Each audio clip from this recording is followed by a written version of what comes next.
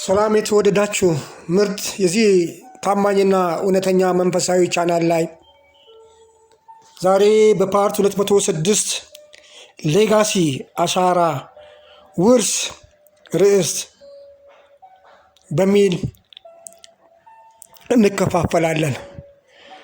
ካለፈው ከሚመጣውና ካሁኑ እያነሳን መጽሐፍ ቅዱሳዊ በሆነ መንገድ መስመር ውስጥ እየገባን በእውነት ሳላደንቃችሁና ሳላመሰግናችሁ የማላልፋችሁ ወንድሞቼና እህቶቼ ወገኖች ስላላችሁ ነው።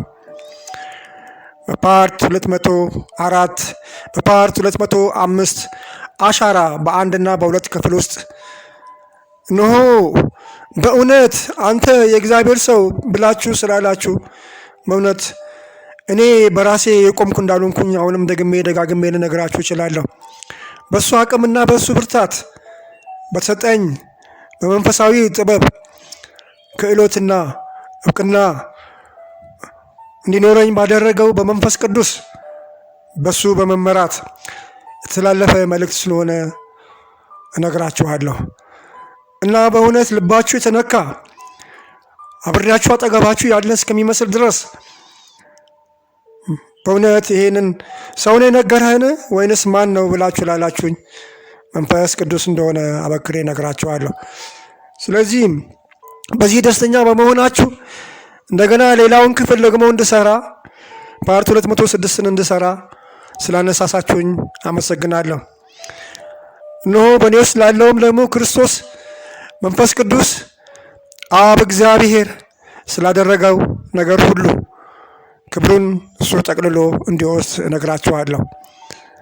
በአጠቃላይ ስላደረጋችሁልኝ አስተያየት እና ምክራችሁ ደግሞ ጠብ የማይል በጣም ደስ የሚልና እንድገፋበትና ወደፊት እንድቀጥል ከጎኔም እንደምትቆሙ ብርታትና አቅም እንደምትሆኙ በማናቸውም ሁኔታ ስላማከራችሁኝ አመሰግናለሁ። እኔ ማንም የለኝም፣ ያለኝ እሱ ነው እና እሱ የሚነግረኝን ለእናንተ አቀብላለሁ። ጌታ ይባረክ። ፓስተር አስረስ ነኝ። ፓርት 206 ሌጋሲ አሻራ ውርስ ርስት ከፓርት 205 የቀጠለ ሶስተኛው ማጠቃለያ ነው። ሰላም፣ እንኳን ወደዚህ ምርጥና እውነተኛ መንፈሳዊ ቻናል መጡ። ቪዲዮውን ከመጀመራችሁ በፊት ላይክ፣ ሼር አድና አንዴ ሰብስክራይብ ካደረጋችሁ የሚለቀውን ቪዲዮ እንዲደርሳችሁ ቤተሰብነታችሁ የተረጋገጠ ሆነ። ኢየሱስ ያቀረበልንን ዋና ውርስ ሌጋሲ በሚከተሉ 3 አብይት ጉዳዮች ላይ እናወራለን። አንደኛ፣ የአገልጋይ መልክ ምሳሌ ዘ ሞዴል ኦፍ ሰርቫንት ሊደርሺፕ። ኢየሱስ ራሱን ባሪያ አድርጎ አገልግሎ እንዳሳየን የመሪነት ጽንሰ ሀሳቡን ሙሉ በሙሉ አዘጋጀ። ከፍ ያለ ቦታ ለማሸነፍ የሚወዳደር ሳይሆን ዝቅ ብሎ ለማገልገል የሚተጋ አዲስ መንገድን አሳየን። ይህ አሁን ላለነው እና ለሚመጣው ትውልድ ለልጅ ልጆቻችን የምናስተላልፈው ርስታችን ሆነ። መሪ ለመሆን በመጀመሪያ አገልጋይ መሆን አለብህ። አገልጋይ ሳትሆን መሪ ልትሆን አትችልም። ዝቅ ሳትል ከፍ ማለትን አትችልም። ሳታከብር ልትከበርም አትችልም። ሁለተኛ፣ የመስዋዕትነት መርህ ዘ ፕሪንሲፕል ኦፍ ሳክሪፋይስ፣ ራሱንም በብዙዎቹ ፋንታ ቤዛ ሆኖ የሰጠ በማቴዎስ 20:28 የሰው ልጅ ሊያገለግል ነፍሱንም ለብዙዎቹ ቤዛ ሊሰጥ እንጂ እንዲያገለግሉት አልመጣም። ይህ ኢየሱስ የመጨረሻው አገልግሎት በመስጠቱ ላይ ያለፈ መስዋዕትነትን በእኛ ምትክነት ስል እኛ መሞት ሲገባን እሱ በእኛ ቦታ ሞቶ፣ እኛ መጎዳት ሲገባን በእኛ ቦታ ተጎድቶ፣ እኛ መስቀል ላይ መሰቀል ሲገባን እሱ በመስቀሉ ላይ ተሰቅሎ በመሆን ነው እኛን ልናደርገውን ያልቻልነውን ያሳየን። በማሳየቱ ደግሞ የእርሱ ውርስ ተከታዮች አደረገን። ይህም ለሌሎቹ ሕይወት እንድንሰጥ ይህም ለሌሎቹ እንድንቆረስ፣ ይህም ለሌሎቹ እድል ፋንታ ስቲድፋስት እንድንሆን የሚያስተምረን የፍጹም ፍጹም ፍቅር ሞዴል ነው። ሶስተኛ የመንግስተ ሰማያት ዜግነትን ሲቲዝንሺፕ ኢን ዘ ኪንግደም ኦፍ ጋድ ከሰማያዊ አባት ያለን ዋና ውርስ የመንግስተ ሰማያት ዜግነት ነው። ይህ የሚጀምረው አሁን በዚህ ምድር ላይ በአገልግሎትና በትሑትነት ህይወት ሲሆን በመጨረሻም ወደ ዘላለማዊ መንግስት ያጠናቅቃል። ክብር ለእሱ ይሁን። እንግዲህ ሕፃን እንደነበርኩኝ በዛ ሰዓት ላይ እና በቤተሰቦቻችን ውስጥ ብዙ ከብቶች ስለነበሩ መጀመሪያ ጥጃ ስትወለድ ያለው እርገት የሚባለው ወደ ነጭነት ሳይለወጥ ዲማ ወይንም ቀላ ያለውን ወተት በመጠጣት በጣም ጠንካራና ኃይለኛ ብርቱ ተፋላሚ ነበርኩ። እናም ከቤተሰቦቻችን ውስጥ ታናሽ ወንድሜ በጣም ከሰዎች ጋር የተጣላ ብዙ ጊዜ በጠብ ያስቸግረኛል። እናም ለቤተሰቡ እንደዛ ነው። ሆኖም ግን የእሱን ጩኸትና ድምፅ ከሩቅ ስሰማ ወንድሜ ብዬ እሮጣለሁ። እዛም የታገሉትን ጥላቸውና ወደዛ ወደዚህ ወርውሬያቸው ወንድሜን ወደ ቤት ወስደዋለሁ። ይህ እንዲህ እንደሆነ አባቴ ጋር ይመጣሉ። የጎረቤት ሰዎች በሙሉ ይመጣሉ። ልጆቻችንን ደበደበብን እያሉ በሰልፍ ለአባቴ ስሞታ ያቀርባሉ። አባቴም ምንም ነገር ሳይጠይቀኝ ቀበቶውን ፈቶ ይገርፈኛል። እንደገና ደግሞ ወጥቼ ደግሞ እንዳልጣላ እግሬን በገመድ ወይንም በሲባጎ ያስረኛል። ደጓ እናቴ ግን እዛው ታስሬ እንዳልቆይ ምግብ ታመጣልኛለች። አባታችን ሲመጣ መልሳ ታስረኛለች።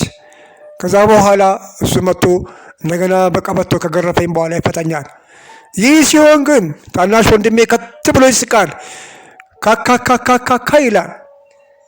አሁንም ደግሞ በሚቀጥለው ቀን ከዛ ትላንትና ተጣልቶ ስደበድባቸው ከነበሩት ልጆች ጋር ቁጭ ብሎ ሲያወራና ሲጫወታ ያለው አስዬ ደበደቡኝ፣ አስዬ እንዲያደርጉኝ ሲል ምንም ጥያቄ የለም እያነሳው እንደንቧ ያፈርጣቸዋለሁ። ከዛ ሸሽቶ ወደ ቤት ይሄዳል። አሁንም ስሞታ ለቤተሰብ ይናገራሉ። እና ወንድሜ መጣላትና እንደገና ደግሞ ከጣሉት ሰዎች ጋር ሄዶ መሆን በጣም ያስገርመኝ ነበረ። ነገር ግን በኃይለኝነቴ እጎዳቸው ነበር። ስለዚህም አባቴ ብዙ ጊዜ እንደዛ ይል ነበረ እና አትጩህ ይለኛል፣ አትደብድብ ልጆችን ይለኛል። እና ሳስበው አሁን ላይ የመሪነቱን ስልጣን እንደማልቀበል በዛን ሰዓት ላይ ሲነግረኝ አንተ አትሆንም ይለኛል። እና ከቤተሰብ ውስጥ ተደማጭነት አላገኝም፣ ተሰሚነት አላገኝም። እዚህም ብቻዬን በተዘጋ ክፍል ውስጥ እቀመጣለሁ። ከራሴ ሀሳቦች ጋር ሳወጣ ሳወርድ ቆኛለሁ። ወይንም ደግሞ እግር ኳስ ካለ በዛ ሰዓት ስሜን ሲጠሩኝ ሄጄ እዛ እግር ኳስ ውስጥ በመሳተፍ ጫወታለሁ። ከዛም ተመልሼ ወደ ቤት እመጣለሁ። ማርፈድ የለም፣ ዘግይቶ መግባት የለም። በእኛ ቤት ውስጥ ድንገት እንኳን ዘግቼ ብገባ የሚጠብቀኝ ዱላ ነው። ወንድሜ ግን ታናሽ ወንድሜ ግን አሳስቆም በዛም በዚህም ብሎ ይገባል፣ አይገረፍም። የእሱን ግርፋት ሁሉ ሳይቀር የምገረፈው እኔ ነኝ። እናም ይህ እንደዚህ እየሆነ እያለ ምንም አይነት ተሰሚነትና ተደማጭነት በቤተሰብ ውስጥ አላገኝም። ነገር ግን አባዬ ያውቅ ነበረ። ዛሬ ላይ ሆኜ ሳስበው አንተ በቤተሰብ ውስጥ ያለውን ነገር መቀበል አትችልም፣ መቀበል የሚችለው ታናሽ ወንድምህ ነው እያለ ሲናገር እና ለታናሽ ወንድሜ ሲያደላ፣ ደጓ እናቴ ግን ከጎኔ ነበረች እና አሁን ያለፈውን ነገር ለመውቀስ ሳይሆን የተማርኩበትን ትምህርት ላስታውሳችሁ ስለፈለኩኝ ነው። እናም ወደኋላ እደበቅ ነበረ። ሁሌም በሽሽት ውስጥ ነበርኩኝ። ሁሌም አባቴ በመጣ ቁጥር ድምፄ አይሰማም፣ ሮጬ ወደ ጓዳ ነበር ምገባው። ነገር ግን አንድ ሰው ወደ ቤታችን በመጣ ጊዜ የታለ ያ ልጅ ብሎ ሲሉ አለ እሱ ብሎ ተናገረ። እና ይህን ልጅ ለምንድን ነው ሁልጊዜ መደበደበው? ለምንድን ነው ይህን ልጅ ሁልጊዜ የምትመታው? እሱ እኮ የልጅህን ሪቬንጅ እያደረገን የተበቀለው ነው። ነገር ግን እሱ ተመልሶ ወደዛ ይሄዳል። እኔ እመለከታለሁ። ብዙ ጊዜ ከፊት ለፊታችን ትልቅ ሜዳ ነበር፣ የእግር ኳስ ሜዳ ነበር። እኔ እመለከታለሁ እኮ ታናሽ ልጁ የሚሰራው። እሱ ግን ምንም ጥያቄ የለው፣ እሱን የሚያጠቁትን ሁሉ ያጠቃቸዋል። እና ስለዚህ ይሄ ልጅ ከዛሬ ጀምሮ ብትመታው ከኔ ጋር ነው የምትጣላው ብሎ ሲሉት አባቴ ከዛ ቀን ጀምሮ ተሰማው እና እኔን መምታት አቆመ። ስለዚህ ልክ እንደነገርኳችሁ በመጨረሻ ህይወቱ ሊያልፍ ሲል አካባቢ አብልጦ የሚጠጋጋኝ እሱ ነበረ። ያ ታናሽ ወንድሜ ከሀገር ውጭ በመውጣት የለም ያለሁት እኔ ነበርኩኝ። ስለዚህ በጣም እያሻሸኝ አጠገቤ አትራቀኝ፣ ከአጠገቤ አትሽሽ እያለ ከዛ ስለ ወደፊት አንዳንድ ነገሮችን ይነግረኝ ነበር። እንደዛ ሆኖ እንኳን በውስጤ ቂም የመያዝና የጥላቻ ነገር አልነበረኝም።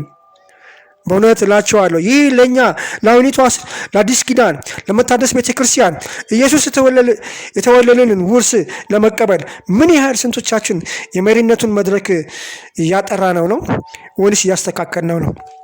ነጥብ 1 ይህ ለአሁኒቷ ቤተክርስቲያን ስልጣንን መጠቀሚያ የሚያደርግ ሳይሆን ወይም ለክብር ለማሸነፍ አይደለም።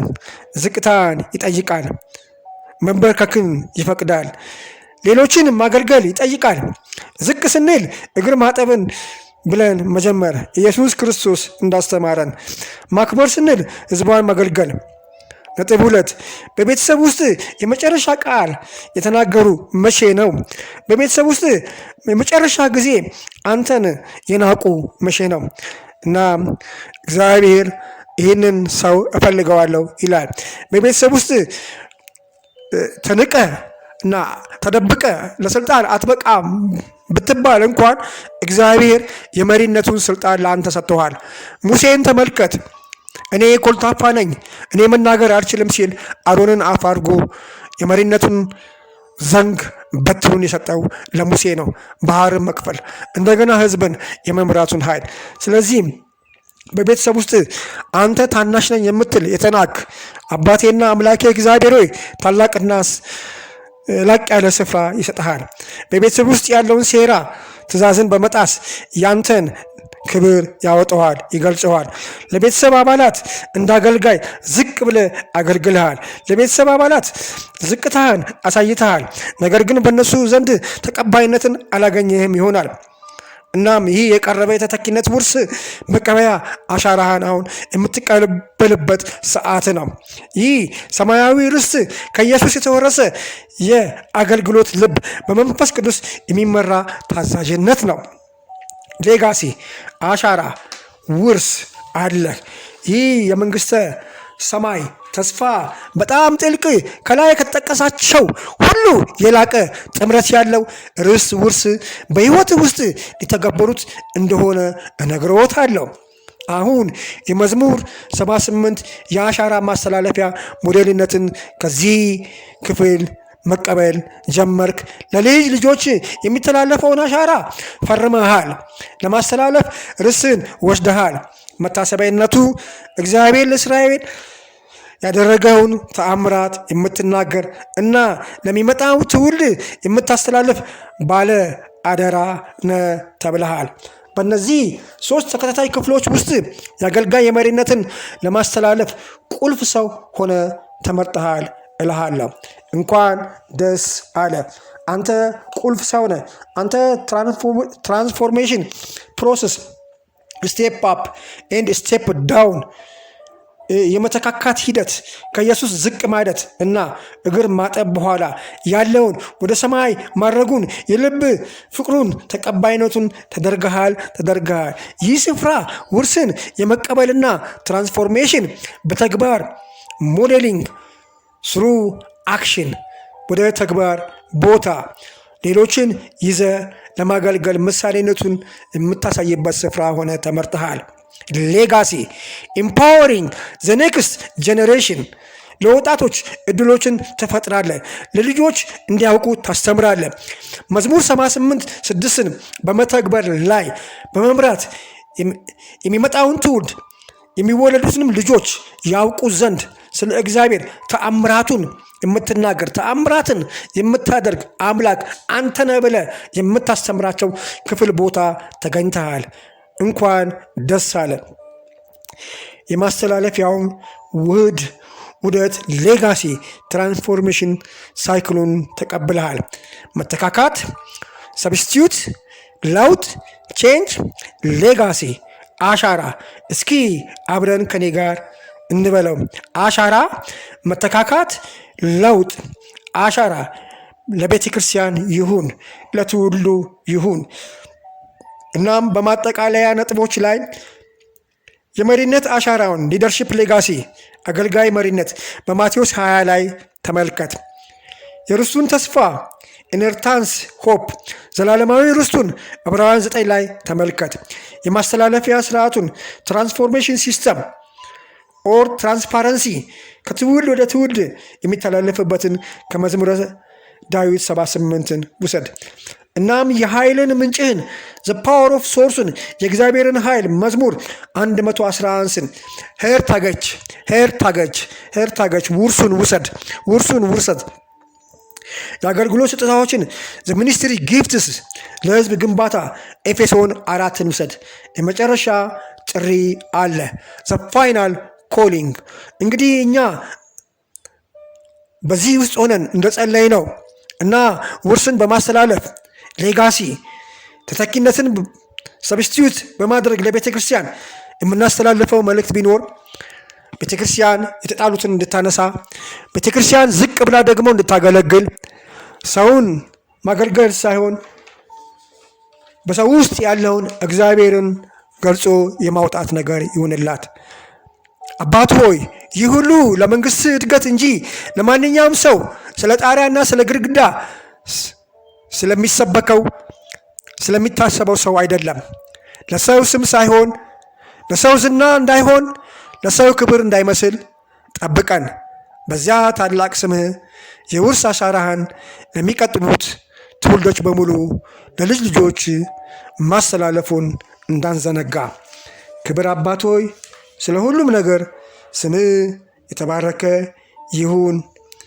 በኢየሱስ ክርስቶስ ስም ተከናወነ።